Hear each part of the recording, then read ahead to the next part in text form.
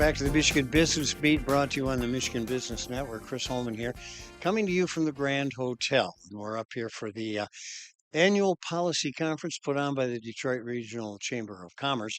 And right now we have Chuck Marshall. Chuck is. I'm going to read all of what you are, Chuck. You're the Vice President of ITC Holdings Corp. and President of ITC Michigan. How you doing? That's big. That's a big business card. It may be. Yes, I'm actually relatively new to the role. I've been with ITC about 21 years, but I've been in this capacity about 6 months. And so there's a lot going on in the state of Michigan in the utility space. ITC, if you don't know, we own the high voltage electric transmission system. So effectively the grid. And there's a lot happening on the grid these days. But yes, we did, I think you alluded to, we did have a historic ice storm that passed through northern Michigan. I want to say it was the tail end of March that had caused some disruptions to our system. And that's something that we do our best to avoid interference and disruption to our systems. But occasionally you have an ice storm of that magnitude and you have ice encapsulating your equipment in your transmission lines and you have outages on the system. So as soon as that happens, it's certainly our priority to restore our customers as quickly as we can. In this particular instance, with this storm, I think the storm passed through Saturday into Sunday. And then by kind of end of day Tuesday, we were able to largely restore all of our customers. But that doesn't mean because we, as the transmission owner, we're part of a three-part system. Right. And so there's generation, there's transmission, and there's distribution. And so we restore our system to our distribution customers, but then the distribution customers still ultimately need to get the power to you and I and sort of the end users. But this storm was interesting. It's like nothing I've ever experienced in my career. Um, the way that it set in and the damage and the wind, it was the ability to assess the damage on the system was challenging.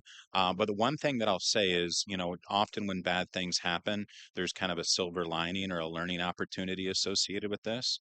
And what we had learned through this storm in northern Michigan, we're actively rebuilding, I would say, a significant portion of our system. And so the reason for that is it's the infrastructure and industry terms is kind of near end of life. And so when it gets near end of life, you need to rebuild it. And so what we had realized is the infrastructure that has been rebuilt to our current standards weathered the storm and it weathered the storm well. And so there was a few different examples where 90% of the line had been upgraded and rebuilt and 10% had not. And it was that 10% that had failed. So this provides us, even though bad things had happened, and we had to restore the system, we have confidence with the new infrastructure that we're going to have a more reliable and resilient system. Yeah, and that weather is getting less predictable It and is indeed. more worrisome. So this is great. So you're going to kind of eventually replace the whole grid. Yes, we try to proactively as we can to kind of maintain, avoid that end of life, avoid bad things happening. But there's a lot going on the grid today. Well, so this brings you us to electricity in general because Yeah. everything, more and more things are being run off of electricity.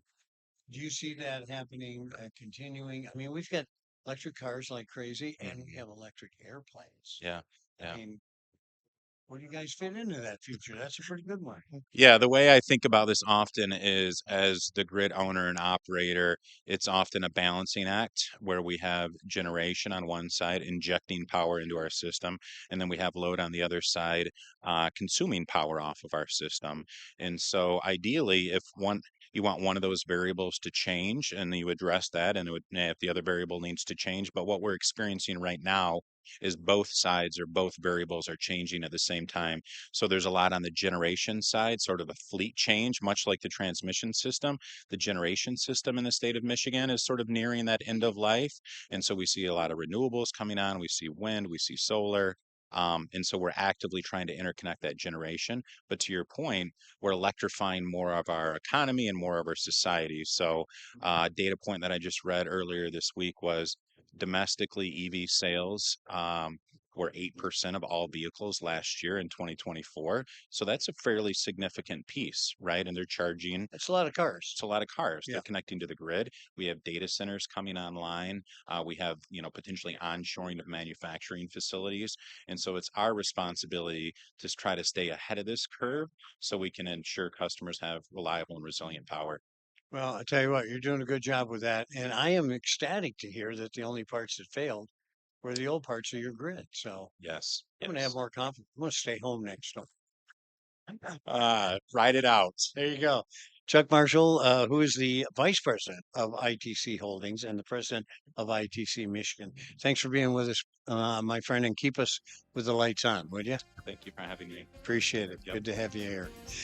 You are watching the Michigan Business Beat on the Michigan Business Network. I'm Chris Holman. We're going to come back to you from the Grand Hotel and the Policy Conference in just a minute.